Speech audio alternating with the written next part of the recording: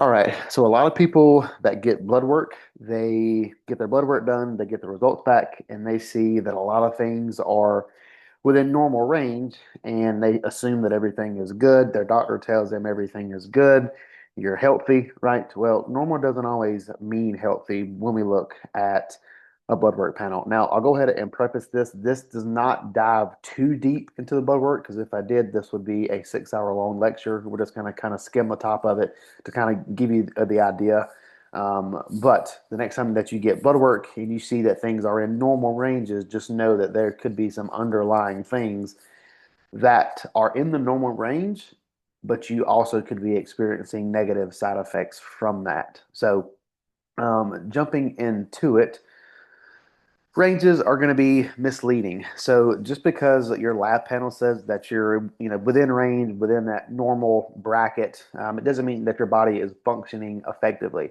So we always have to keep in mind that these ranges that are on these tests, it is for the average of the population. And what do we know about the average population? The majority of them are obese. This is what it is. These lab ranges are going to include both healthy people, both very unhealthy people, obese people, and then everybody in the middle. So these lab ranges covers the entire population. So this is why that you can feel like trash and still have numbers within the negative or not negative in the normal range, and you're like, what in the world is going on?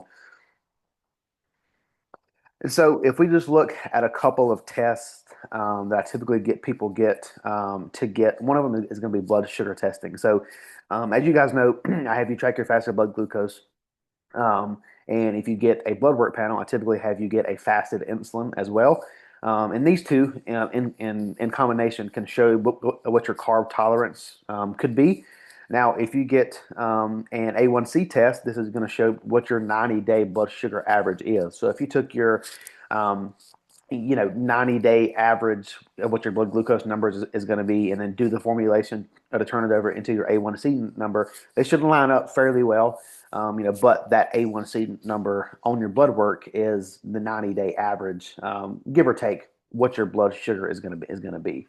Now, if we're really looking to get an idea if you're insulin resistant or not, you would have to get a test called a HOMA IR test. And now this is a calculation that uses your fasted insulin and your fasted glucose levels to determine if you are either insulin resistant or if you're still sensitive to the insulin.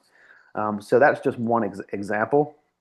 Now, if we look at thyroid testing, that's another one that I get people to get often. So TSH, or your thyroid stimulating hormone, this alone, this getting just this test alone really won't give you a whole lot. It's not going to give you hardly any answers at all about what's going on with your metabolism. So you would need to get several other things along with that too, such as your T3, which is your actual, this is your metabolic gas pedal that, tells things to speed up, slow down, things of that nature. Then you have T4. This is the precursor to T3. So this is not active fuel. This is like a reserve fuel. And when you need it, then it gets converted into T3. And now you have a reverse T3. In this, this is kind of getting a little deeper into it. But looking at all of these as a whole is what's going to give you the better, clear understanding of what your thyroid is actually doing, rather than just getting a TSH number and it being within range. Because there's a lot of times that I see a TSH number that is on the lower side of things, um, and they have issues going on, and I'll show you an example of that here shortly. Another one is going to be your sex hormone testing. So these hormones, obviously, these are a comprehensive hormonal panel. These are going to drive your sex drive, your performance, your body composition, a lot of things here. So if we're looking at men, specifically free and total test, DHEA, and then SHBG, which is sex hormone binding globulin. And then we have women who would get a progesterone, estrogen, LH, and FSH. And then I think this needs to be said because a lot of women tend to shy away from the HRT stuff. So yes, ladies, a lot of you could benefit from using some form of HRT. It's just like males when they get past that 30, 35, 40 marker in their lifetime. that is when the average male's testosterone just starts to decline, and females are no different.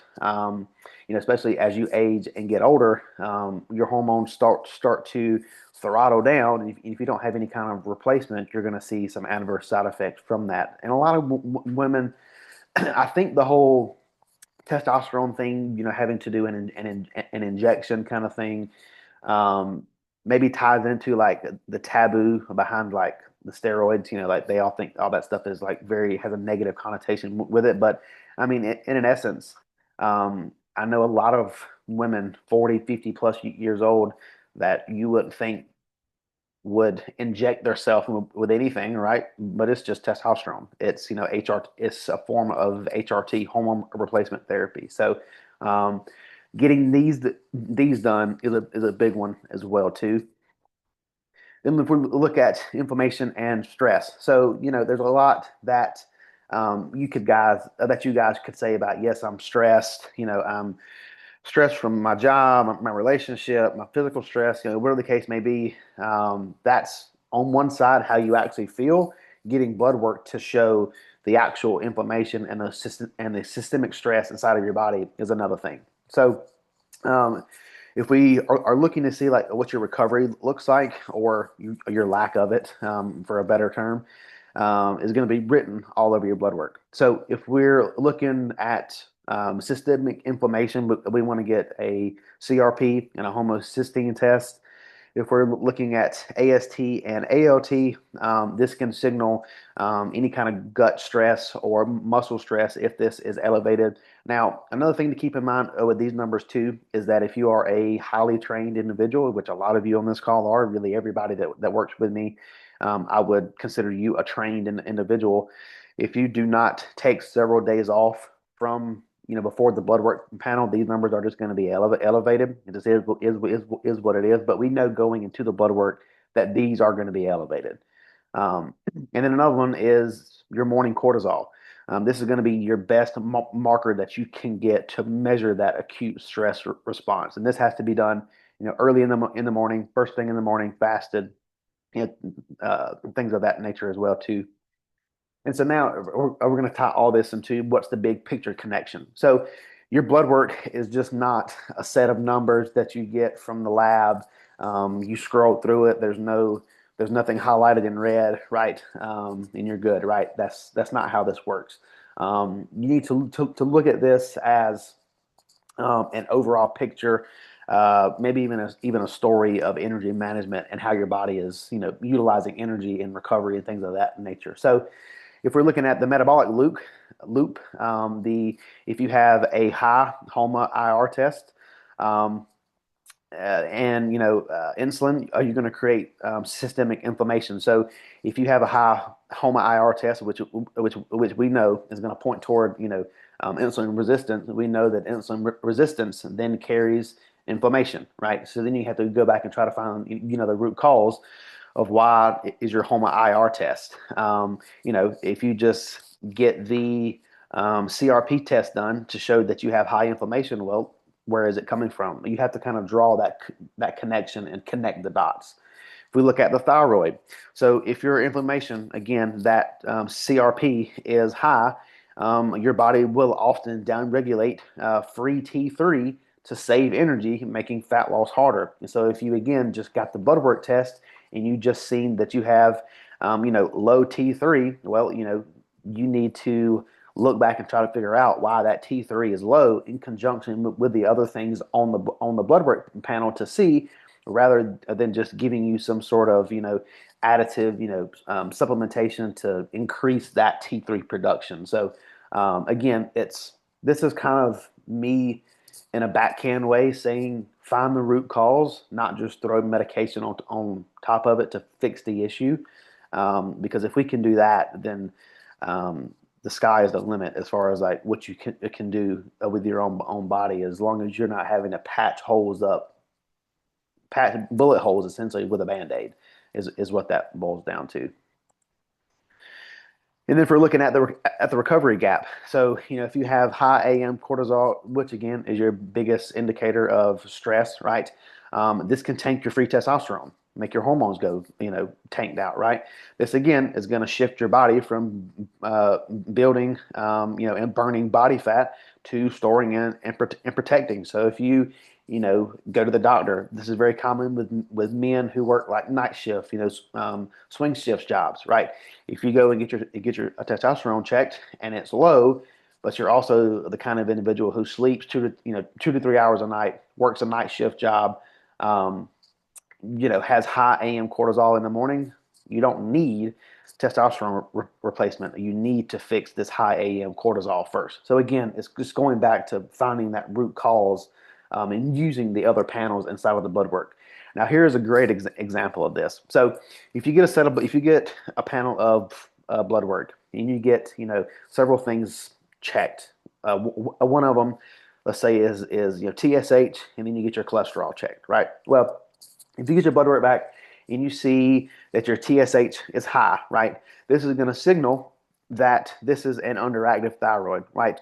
Which means that let's just call it easier ways to talk about this. Your metabolic janitor has quit, right? So TSH can help clear things out, right? Especially cholesterol. So without that janitor, that TSH, you know, that at a high enough number, right? That cholesterol level cannot be cleared out efficiently, so it's going to start to rise in cholesterol, right?